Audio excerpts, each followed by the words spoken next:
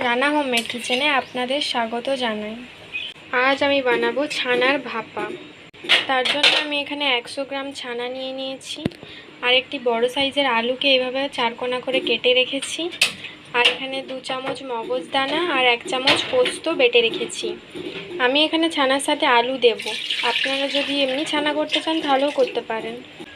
এবার আমি এখানে একটি কড়া বসিয়ে জল গরম করতে দিয়ে দিয়েছি। জলটা গরম হতে হতে আমি এই পাশে ছানাটা রেডি করে নেব। একটি টিফিন কৌটা নিয়ে নিয়েছি, এবার এর মধ্যে কেটে রাখা আলুগুলো নিয়ে নেব, ছানাটা দিয়ে দেব, বেটে রাখা পোস্ত আর মগজ বাটাটা দিয়ে দেব। এবার বাটিটা ধুয়ে আমি আধ বাটি মতো জল দিয়ে দেব।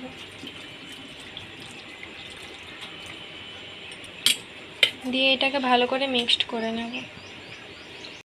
মিক্সড করা হয়ে গেছে। এবার ওর মধ্যে হাফ চামচ হলুদ গুঁড়ো, অল্প পরিমাণে লঙ্কার গুঁড়ো, স্বাদ মতো নুন,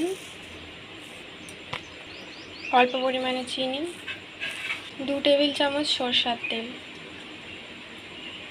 এই রেসিপিটা আপনারা বাড়িতে অবশ্যই ট্রাই করবেন আর খেয়ে কমেন্টে জানাবেন কেমন লাগলো।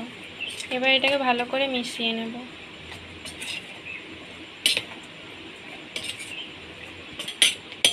এই রান্নাটি সম্পূর্ণ নিরামিষ। আপনারা যদি আমিষ খেতে চান তাহলে এখানে পেঁয়াজ বাটাও দিতে পারেন।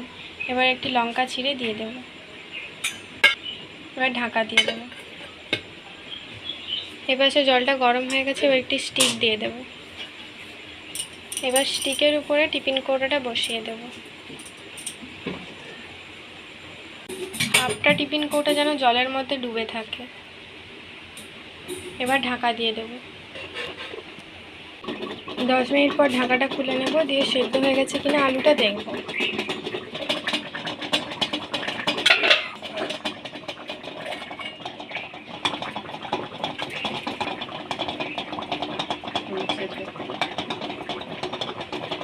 সেদ্ধ হয়ে গেছে আর ছানার ভাপাও তৈরি। এবার আমি নামিয়ে নেব। নামানো হয়ে গেছে। এটি দেখতেও যেমন সুন্দর হয়েছে, খেতেও তেমন টেস্টি হয়েছে। এটি গরম গরম ভাতের সাথে দারুণ লাগবে খেতে। তো ভালো থাকবেন, সুস্থ থাকবেন, টাটা।